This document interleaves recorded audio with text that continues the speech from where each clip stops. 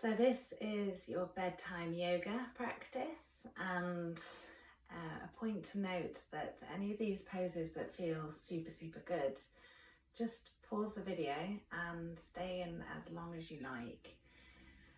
Or you can play all the way through and redo the sequence again, it's up to you.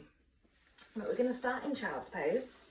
So we're going to have our big toes together, our knees out wide, and then just settle in. So bringing those hands forward, closing the mouth, taking those big deep breaths in and out the nose.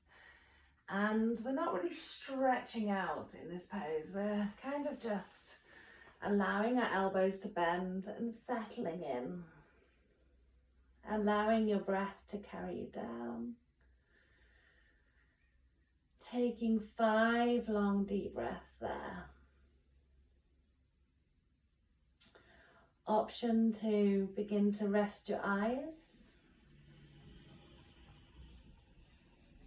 Another option I quite like is just that gentle sway in the hips.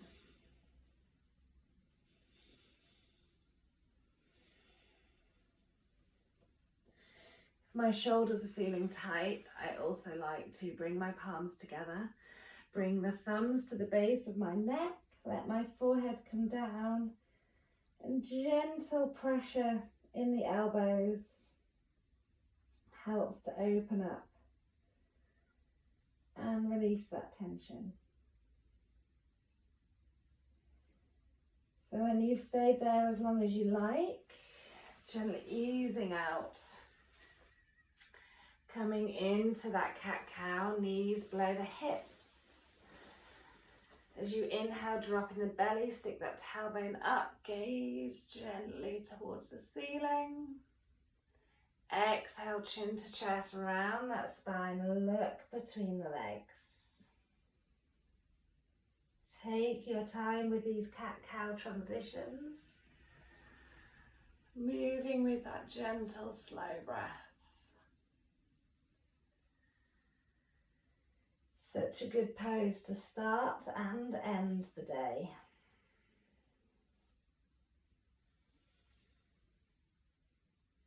Working your way through the day's tensions. Gently does it.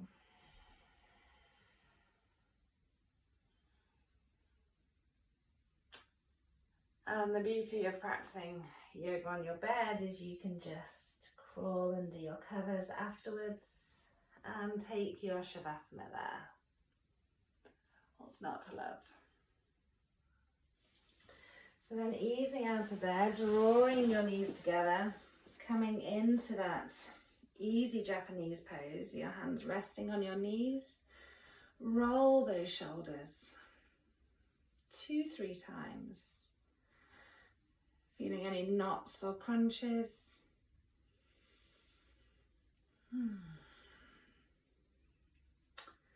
And then scooching your legs out to the side, we're going to come into a really relaxed Baddha Konasana. So normally when I guide you through your practice, I talk about a straight spine and drawing those feet in towards you. Today, you can have your feet as far away as feels comfortable, your soles together. And allow that spine to curve, allow yourself to be guided down by gravity. Let your head drop. That feels a little bit tight for me, so I'm just going to move myself forward a little bit more to feel a bit more comfortable. And I'm just going to hang out here. I remember my yoga teacher trainer used to say, don't hang out in poses, but that was Ashtanga. This is restorative, so I think she'll allow it. This is definitely one pose that I could stay in for a long time. I love it. But for the purposes of this clip and me guiding you through, I'm coming out. Then we're going to draw our legs together, coming into that Dandasana staff pose, but similarly, rather than having that straight spine, I want you to just allow your chest to be drawn down and imagine you're a lifeless rag doll in a shop. Your batteries have run out, which I'm sure we can all relate to just before bed.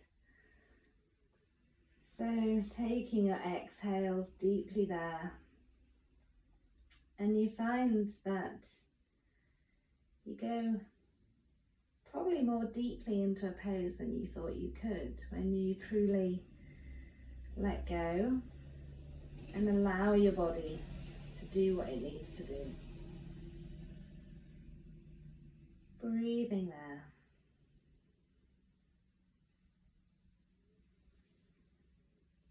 Coming out slowly. I'm just going to move my cushions a little bit for the next pose. I'm coming onto my back. Allow yourself to roll down. I'm going to start by hugging those knees in, gently rocking side to side. And we're going to leave one knee there, let the other leg fall down to the bed. Take the knee out to the side to avoid the rib cage. The shoulders come down, tuck them underneath you. And this pose is super good for digestion. So if you've had a big evening meal, this is definitely a go-to pose. Breathing there. Nothing's engaged or contracted. Releasing one leg, switching it for the other. Taking your 5 breaths here.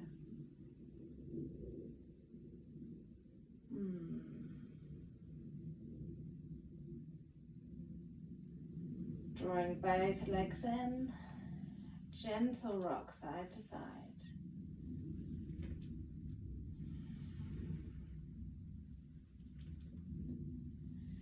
And then we're going to draw both legs up. Don't worry about straightening them. Take one leg over the other.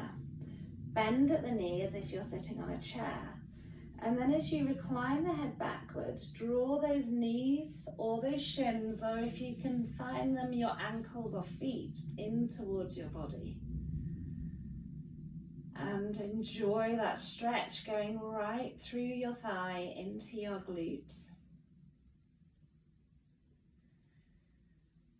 And guiding yourself into this pose as much as feels comfortable. It's one of my favorites. When you've taken your 5 breaths on one side, gently easing out, unhook those legs, switch over, bend at the knees. Again, draw those knees in, those legs in. See, reclined, I can't speak, I'm definitely ready for bed. Reclined cow face pose.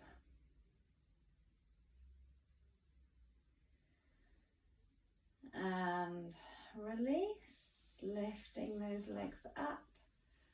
Just take them in again, gentle rock side to side. And coming up. Coming into our final pose, an inversion where our head is lower than our heart. I'm going to move myself as close as I can up to my headboard. You can obviously move your cushions and things out of the way. Bringing yourself back down, bringing your feet up to rest on the wall. Watch out for your pictures. I'm going to bring my right hand to my heart, my left hand to my belly. Let my feet relax. Feel both my heart and my breath slowing down. This pose is particularly good for those of you that work on your feet all day or are a runner. It allows that blood, that tension to flow back down with the help of gravity.